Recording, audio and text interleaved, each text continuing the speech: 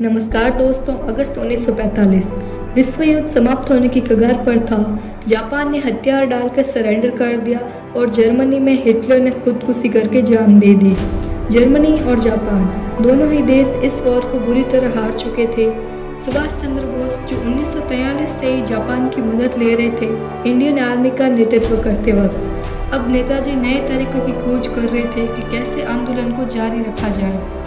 नेताजी की योजना ये थी कि वो टोक्यो जाकर जापानी सरकार का शुक्र अदा करेंगे और वहीं से सोवियत यूनियन की तरफ निकल जाएंगे। हालांकि ये प्लान उनका कहीं भी लिखित रूप में दर्ज नहीं है, पर उनके एसोसिएट ये बात जानते थे।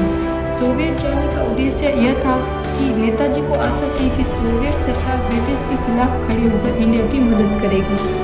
इसी सिलसिले में नेताजी 18 अगस्त 1945 की सुबह वियतनाम के साइगोन एयरपोर्ट से एक हवाई जहाज में सवार होते हैं। उनके साथ एक और क्रांतिकारी जा रहे थे जिनका नाम था हबीबुर रहमान।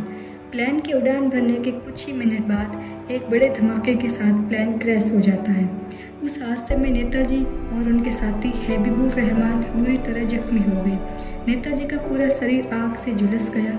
उन्हें पास ही एक मिलिट्री हॉस्पिटल में ले जाया गया, परंतु दुर्भाग्यवश उस हॉस्पिटल में नेताजी को नहीं बचाया गया और उनकी वह मौत हो गई।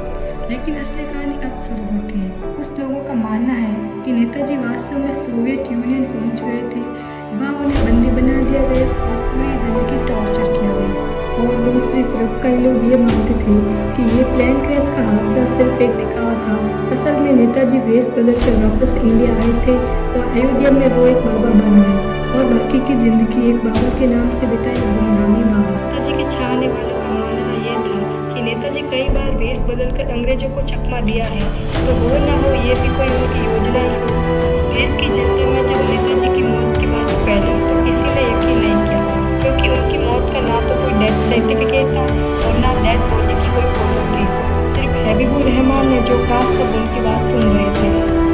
बाद में सुभाषवादी जनता नाम का एक दल बनाया जाता है उस साहब के द्वारा। उनकी विचारधारा के अनुसार नेताजी वापस इंडिया आकर एक सन्यासी बन गए थे। प्रोफेसर सुगाटा बोस जो नेताजी के ग्रैंड नेफ्यू हैं, उन्होंने अपनी 2011 की किताब जिसका नाम है हिज मैजेस्टी ओपन, उस किताब में उन्होंने बताया कि साल 2002 में सरकार ने उनसे कहा कि वो अपना 1 मिलीलीटर खून डोनेट करें ताकि किसी गुमनामी बाबा के साथ उनका डीएनए मैच करा जा सके। और जब दोनों डीएनए मिलाया तो वह नेगेटिव था। गुमनामी बाबा की थ्योरी रशिया में भी काफ़ी चर्चा में आई थी, क्योंकि वह स्टालिन के अंदर टॉप सीक्रेट ऑपरेशन किया करते थे। और जब वो इंडिया आए तो अयोध्या में अपना समय बिताया और उनकी मौत होती है 16 सितंबर 1985 में। नेताजी के ग्रैंड नेफ्यू चंद्र कुमार बोस जो बीजेपी मेंबर रहे थे सितंबर 2023 तक, उन्होंने कहा कि उनके परिवार का मानना ये है कि ये एक बड़ा सच है जो हमें मानना पड़ेगा कि नेताजी की मौत प्लेन क्रैश में हुई थी। उन्होंने बताया कि बाद में उनकी जो सब अफवाहें नेताजी के लिए इंसल्ट है, हमें उन सब पर विश्वास नहीं करना चाहिए। हम पूरी तरह सहमत होकर तो ये नहीं कह सकते कि वो प्लेन क्रैश क्यों हुआ था, क्या ये जापानीज की कोई चाल थी, योजना थी या फिर एक हादसा। नेताजी को अगर हमें जिंदा रखना ही है तो उनके विचारों को हमें अपनाना होगा। उनकी कहानी से हमें सीख लेनी चाहिए और उनकी बहादुरी का हमें सम्मान करना चाहिए, ना कि ऐसी अफवाहों में विश्वास।